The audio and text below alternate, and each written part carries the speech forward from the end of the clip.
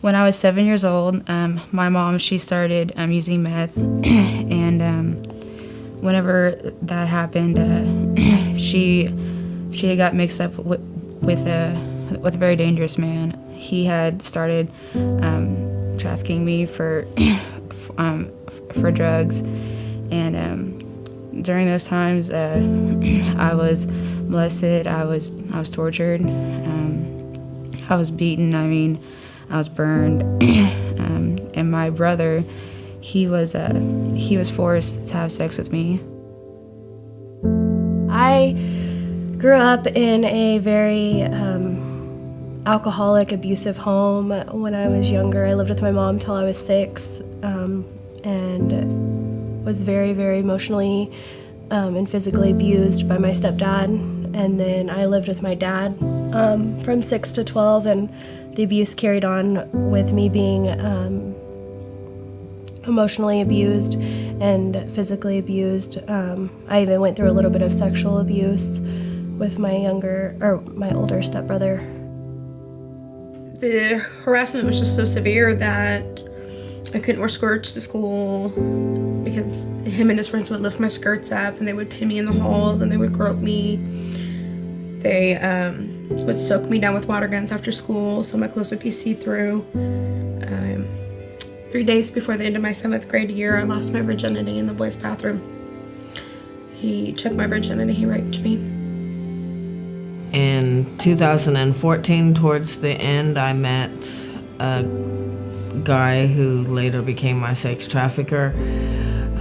He told me that he wanted to be with me. He romanced me, and 2 months into that relationship, he ended up posting my picture on Backpage. It's kind of like Craigslist, but they had an adult section. For me, it wasn't very clear at the very beginning. It gradually grew to that. He started getting me on drugs, and then all of a sudden I was having sex for money.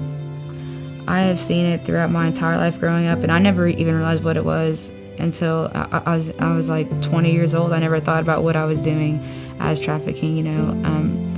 My boyfriend, forcing me to have sex in order for him to get his fix, or forcing me to go and hang out with his friends and in return for drugs, or going online and him having me do certain things. He just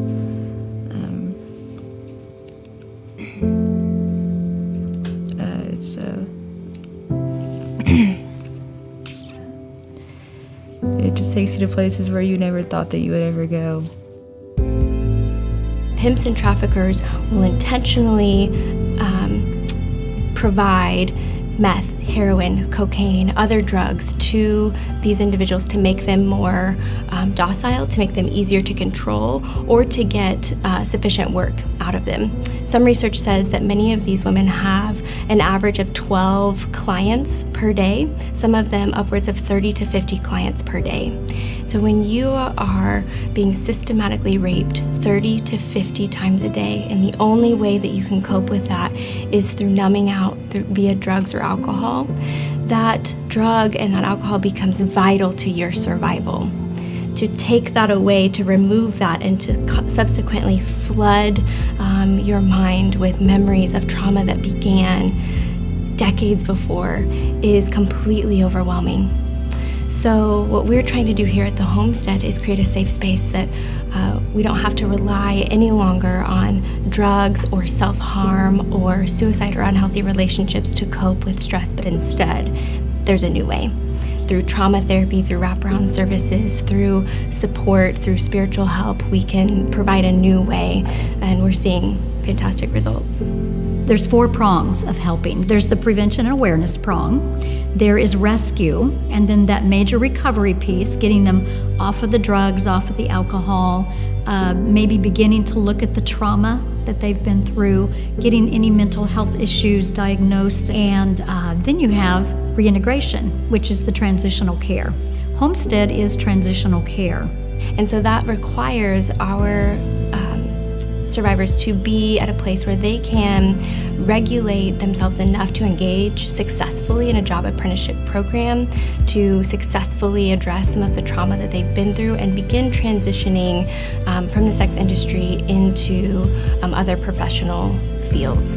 We basically provide a holistic network of support to come around them so that every area of their life will move forward.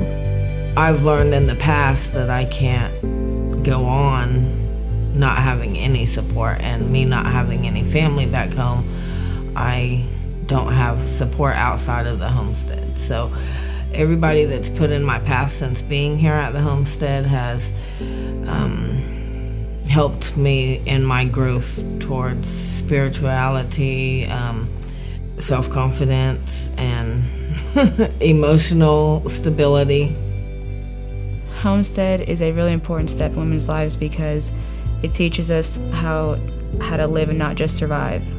We go through learning your purpose in life, learning healthy boundaries, learning safe people, and learning how to fight the battlefield in your mind, which can be really hard when you've been through some of the things that the girls have been through. And so it's just been overall a complete life-changing experience. First time in my life that I've ever received unconditional love and support like this. Just great perspective. That's what I've been learning now. Like, I turn whatever bad into just good, because I've had bad my whole life, you know? And now I have a choice today. We all have a choice. I don't have to be sad all the time. I don't have to go out and get high. I don't have to not have my family. I don't have to not be loved. And today I choose all that. And that's the most amazing feeling ever. Like, my family was here on Friday. I have a little nephew. I get to email my son, and it's just amazing. And I owe that to God and to the homestead. I mean, I don't have to be lost ever again.